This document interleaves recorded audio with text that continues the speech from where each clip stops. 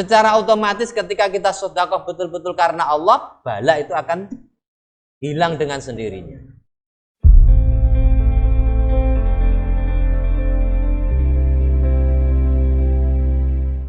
Assalamualaikum warahmatullahi wabarakatuh. Bismillahirrahmanirrahim.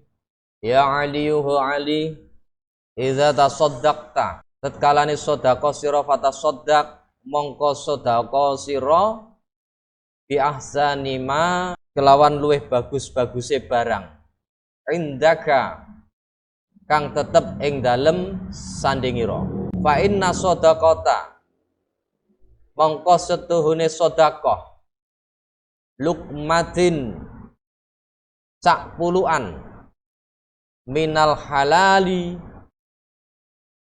kang tetep saking perkara halal, ahabbu iku luweh nyenengake ilallahi marang Allah min mi'ati misqalin katimbang 100 misqal min haramin kang tetep saking perkara haram.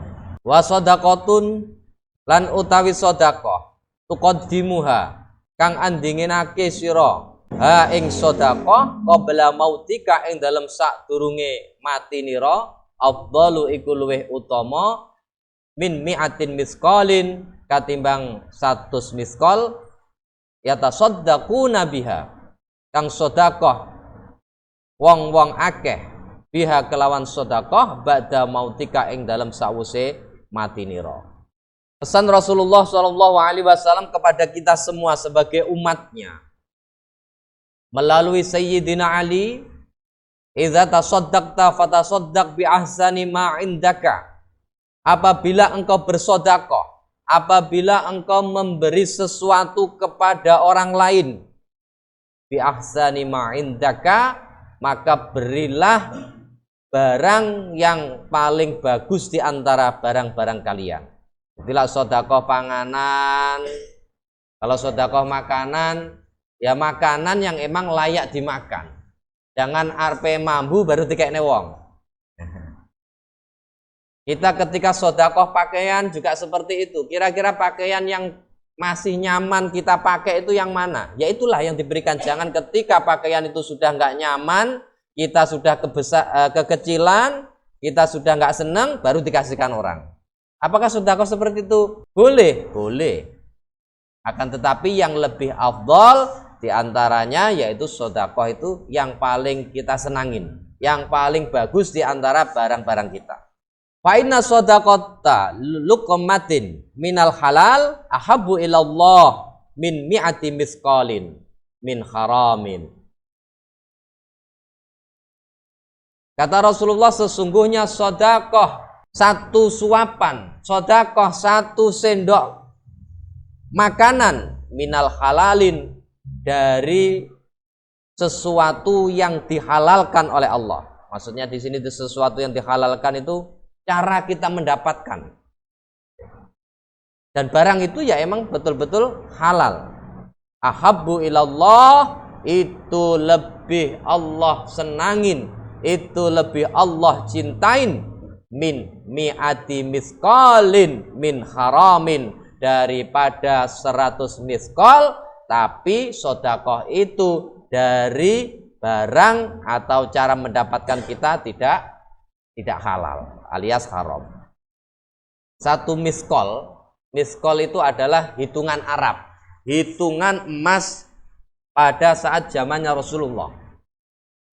Satu misqal itu kalau di Indonesia hitungan emasnya itu kurang lebih 4 gram 1/4. Jadi kalau seandainya emas itu harganya 1 juta, berarti satu misqal itu 4.250.000. Nah, makanya di sini tadi diterangkan oleh Rasulullah, sedekah satu sendok makan, sedekah satu kurma dari penghasilan kita yang halal itu lebih Allah cintai daripada kita sedekah 425 juta tapi hasil daripada korupsi. hasil daripada mencuri, hasil daripada menipu orang lain. Oke. Jadi lebih Allah cintai 1.000 rupiah tapi dari hasil jerih payah kita. Cara mendapatkannya benar. Daripada ratusan juta tapi dari hal-hal yang tidak diperbolehkan menurut agama kita.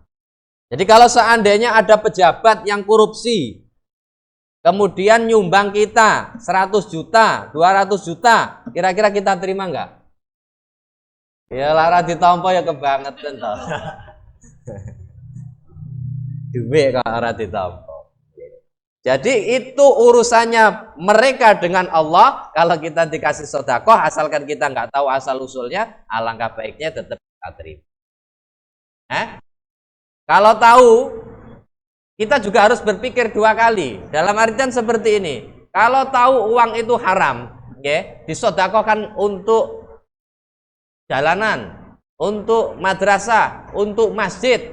Oke. Ketika kita sebagai panitia, wong iki ku seandainya iku aku nggak nampa sedekahe wong iku, iki engko malah dikek gereja umpamane, utawa dikek tempat-tempat kemaksiatan, maka kita sebagai pengurus wajib menerima itu daripada uang itu untuk kemaksiatan kepada Allah.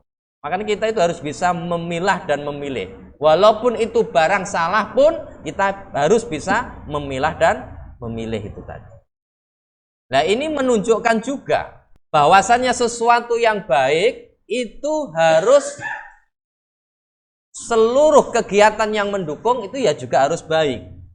Contoh ketika kita sholat itu baik. Akan tetapi ketika atribut hal-hal yang mendukung tentang ibadah kita, sholat kita, wudhu kita, itu ada sesuatu yang nggak baik, itu menjadikan ibadah kita tidak sempurna. Atau bahkan malah nggak sah. Contoh, ketika kita sholat, pakaian yang kita pakai itu daripada hasil curian umpamanya. Maka hukumnya bagaimana? Sholat kita sah. Sholat kita sah. Akan tetapi ibadah kita kurang sempurna. Karena apa? Ya karena itu tadi. Kecampuran hal-hal yang diharamkan oleh Allah.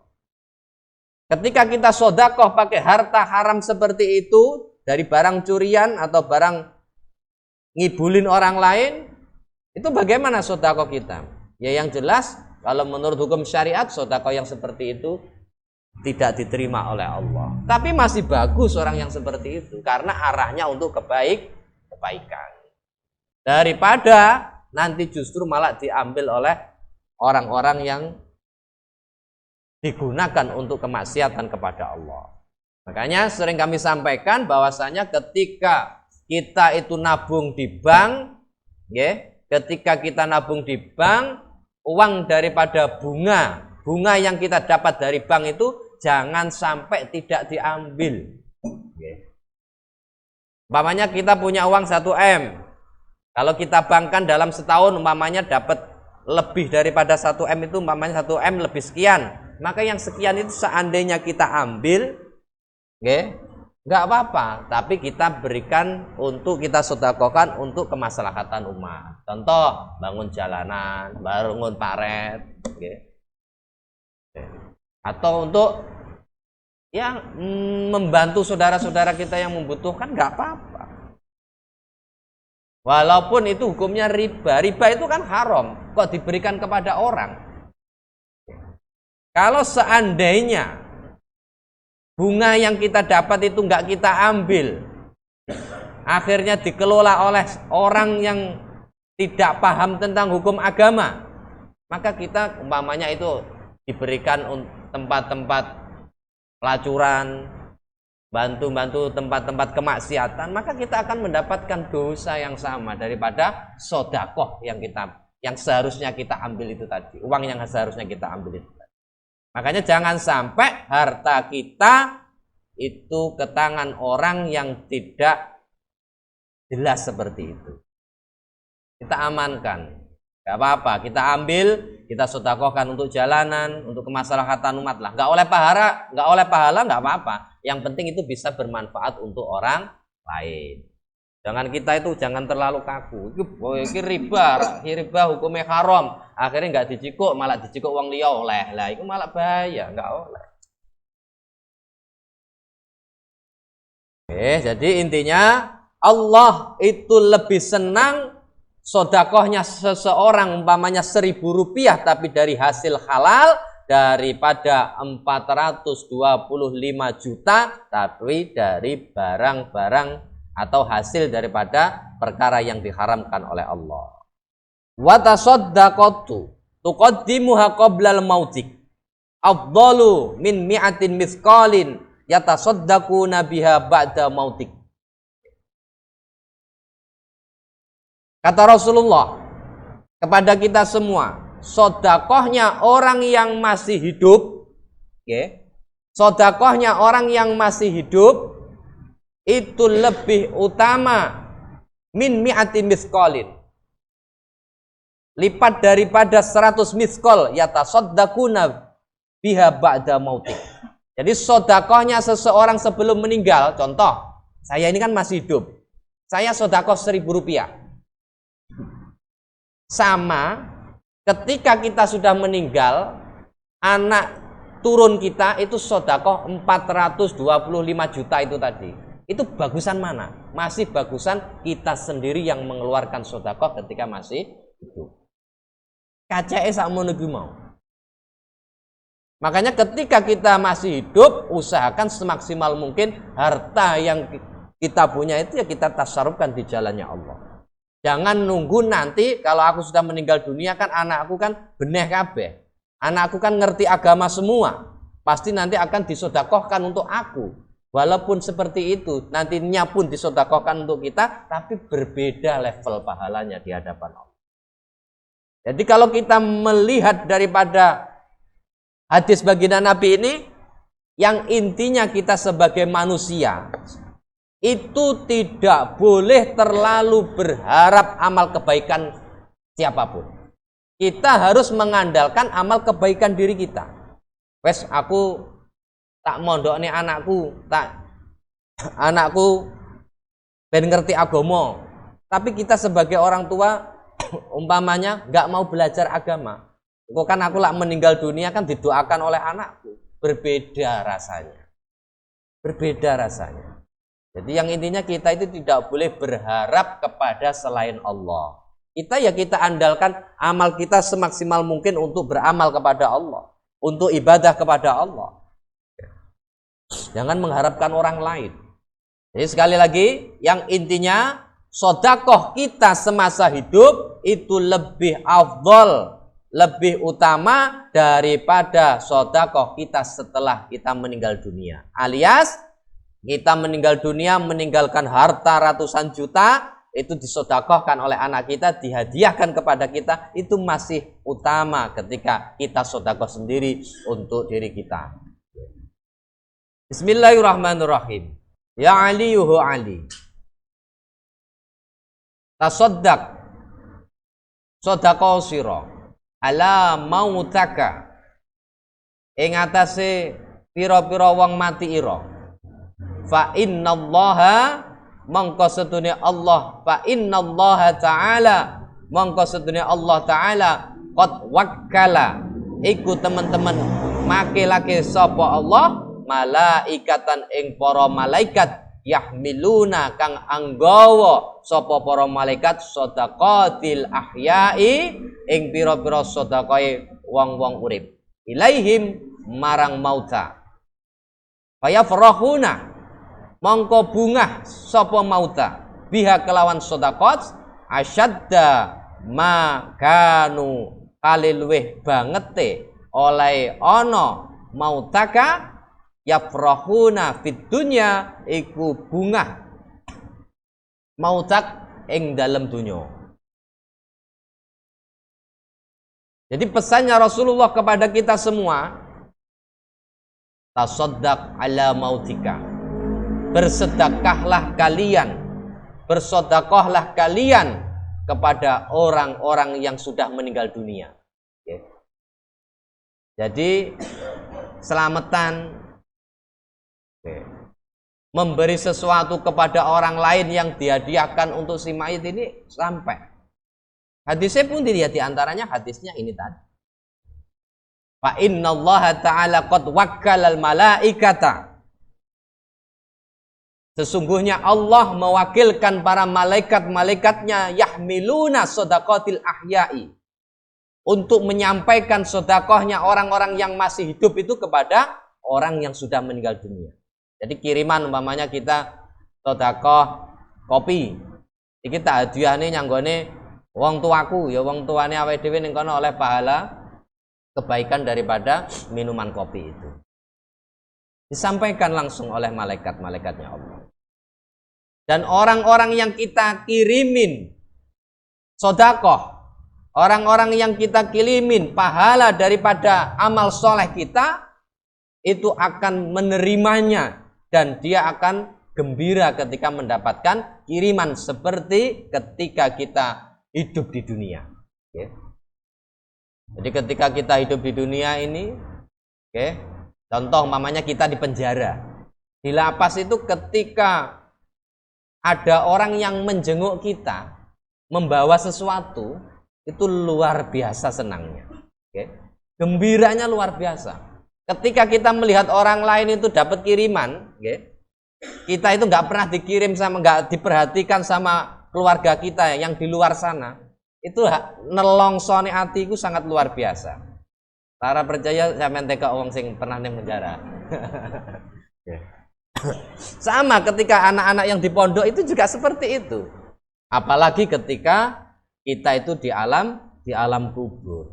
Sing amal ibadahnya pas-pasan itu sangat-sangat mengharapkan kiriman pahala dari anak-anaknya, dari cucu-cucunya, dari saudara-saudaranya.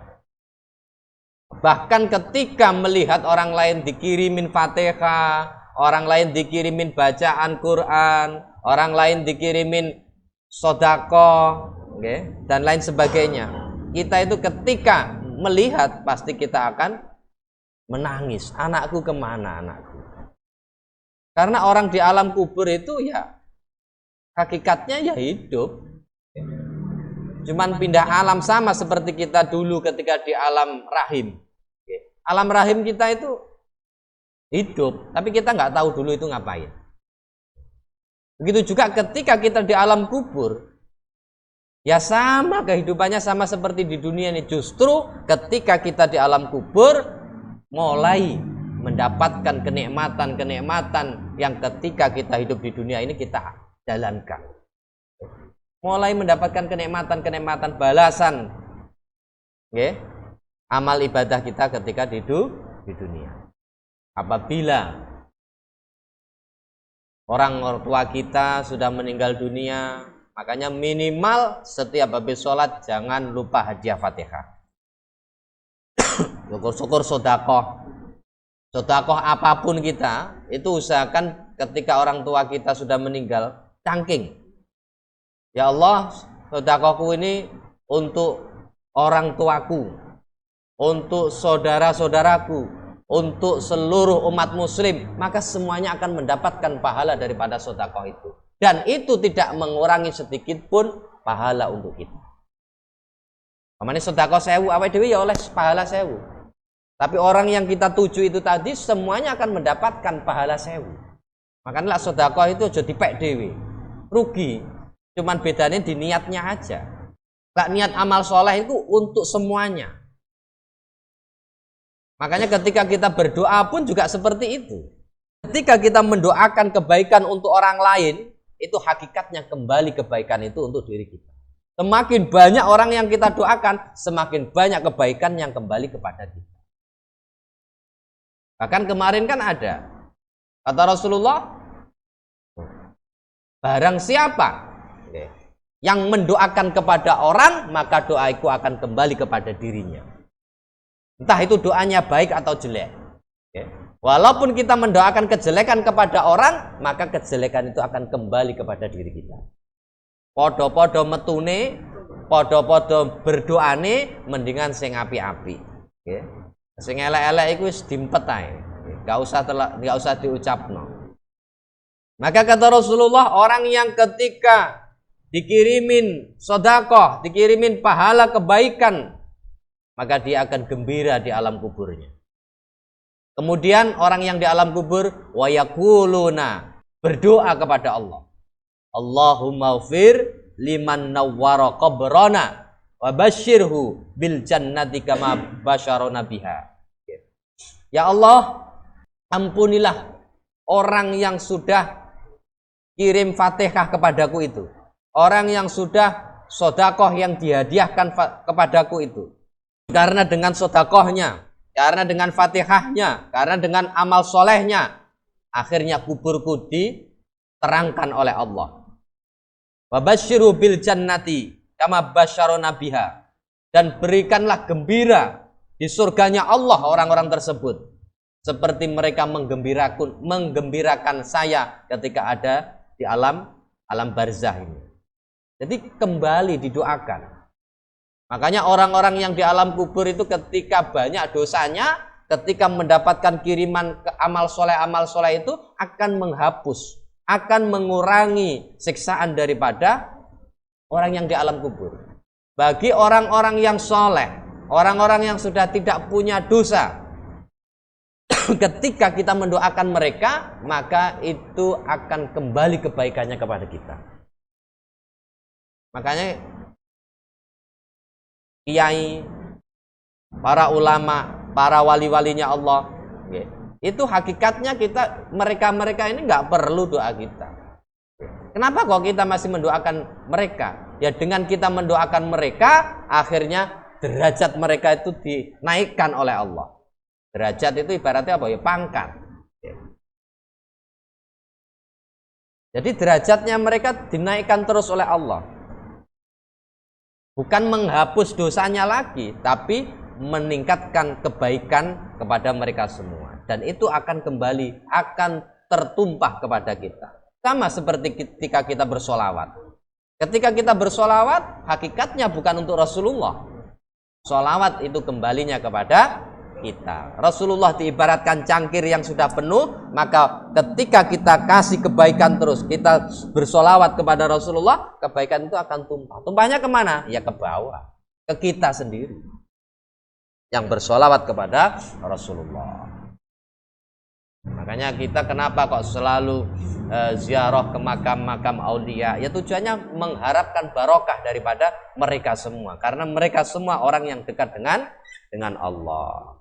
Dengan cara kita berdoa di dekat para kekasih-kekasihnya Allah, biasanya ya juga mudah untuk diijabah oleh Allah. Kita ini ibaratnya orang yang jauh dengan Allah. Ketika kita mau ngajukan proposal, setidaknya itu supaya proposal kita itu diterima, ya kepada mendekatin orang yang dekat dengan mereka. Begitu juga kita ini jauh dengan Allah. Kalau kita langsung berdoa dengan Allah, apakah nyampe? Ya nyampe. Tapi ya ikut tadi, cepat utawa ora dikabulkannya oleh Allah itu. Makanya ketika kita ziarah ke makam aulia, makam kekasih-kekasihnya Allah, itu tetap kita mintanya kepada Allah, tapi dengan barokah fulan, dengan barokah wali ini, dengan barokah ini, mudah-mudahan Allah cepat mengabulkan permintaan. Jadi yang intinya bahwasanya ketika kita hadiah sedekah yang kita hadiahkan kepada ahli kubur itu nyampe kepada mereka semua. Justru dengan itulah mereka akan mendoakan kebaikan-kebaikan untuk kita yang ngirimin amal soleh itu. Makanya ketika seandainya ada anak kok dalam kehidupan sehari-harinya itu susah, kok di dalam kehidupan sehari-harinya susah, itu perlu introspeksi diri. Apakah kita ini sudah baik sama orang tua apa belum? Itu kalau orang tuanya masih hidup. Kalau sudah meninggal dunia, apakah kita setiap hari itu mendoakan orang tua kita apa enggak? Biasanya seperti itu. Orang tua itu ya bahkan ridhonya Allah pun tergantung ridho daripada kedua orang tua. Wong tua itu malati. Wong tua itu malati. Oleh karena itu, usahakan ketika orang tua kita masih hidup, kita berbaik kepada mereka. Ketika sudah meninggal dunia, ya kita doakan, supaya mereka juga mendoakan kebaikan untuk kita semua. Bismillahirrahmanirrahim. Ya aliyuhu ali i'mal khalisan. I'mal khalisan ngamal sira kali ikhlas lillahi krana Allah. Fa innallaha mongko setuhune Allah taala la yaqbalu iku ora nrimo sapa Allah illa mangkana khalisan angin ing wong kang ana apa man iku wong kang ikhlas liwajhi karana zati Allah. Qala Allah taala faman kana yarju lika rabbi falyamal amalan shalihan wala yusyrik bi ibadati rabbih ahada. Jadi pesannya Rasulullah kepada kita semua, wahai umatku, ketika engkau beramal, beramallah yang ikhlas. Beramallah hanya untuk Allah, jangan untuk selain Allah. Makanya Allah Subhanahu wa taala berfirman faman mongko utawi sapa wonge kana lamun iku ana sapa man yarju lika rabbi iku arep-arep sapa man ing kepethuk ing ketemu pangerane man fal ya'mal mongko becik ngamalo sapa man amalan ing amal sholihan kang bagus. Jadi ketika kita ingin bertemu kelak, ingin bertemu dengan Allah di surganya, maka beramallah yang baik. Wala yusyrik bi ibadati rabbih ahada, dan jangan engkau mensekutukan Allah dengan ibadah kalian. Jadi orang yang ketika ibadah, orang yang ketika sedekah itu mengharapkan selain ridhonya Allah, berarti orang yang semacam itu tidak akan mendapatkan ridhonya Allah. Ketika kita tidak mendapatkan ridhonya Allah, ya berarti kita tidak akan dimasukkan ke dalam surganya Allah. Yang intinya, ketika kita beramal pamrih, ketika kita beramal apapun ingin dipuji oleh orang lain, itu hakikatnya kita itu mensekutukan Allah. Yusyrik bi ibadati rabbih ahada itu diantaranya ya ketika kita sedekah bukan karena Allah tapi karena orang lain. Ketika kita sholat bukan karena Allah tapi karena orang lain. Dan bahkan para kekasih-kekasihnya Allah itu ketika ibadah kepada Allah gak kepingin masalah surga utawa neraka nih. Emang betul-betul lillah. Emang betul-betul ikhlas. Jadi ketika kita ibadah kok masih mengharapkan contoh sholat duha supaya rezeki ini lancar. Nah itu menunjukkan bahwasanya sholat kita bukan karena Allah. Krono supaya rezeki ini ben lancar. Itu secara tidak langsung mensekutukan Allah. Berarti kita berharap kepada makhluknya Allah. Angel. Ngatur hati ini ku angel. Jadi yang intinya usahakan agar kita kelak di surganya Allah itu bisa bertemu dengan Allah, maka perbanyak amal soleh. Akan tetapi amal soleh itu betul-betul didasari karena lillah, ikhlas karena Allah, tidak yang lainnya. Ketika kita sholat tahajud, jangan kepingin supaya derajatku diangkat oleh Allah. Ketika kita sholat duha, jangan berharap supaya rizkiku dilancarkan oleh Allah. Dan lain-lain. Ketika kita sedekah, sebetulnya nggak perlu kita sedekah supaya terhindar dari bala. Nggak perlu kita ngomong seperti itu. Secara otomatis ketika kita sedekah betul-betul karena Allah, bala itu akan hilang dengan sendirinya. Makanya kalau kita pasrahkan amal ibadah kita untuk Allah, maka Allah pasti akan memberi yang terbaik untuk kita. Intinya seperti itu. Faslun fi du'ai wal istighfari wal qur'ani wallahu a'lam bissawab. Al-Fatihah. Ayo santri, ayo santri, ayo santri, ayo ngaji dan patuh pada kiai.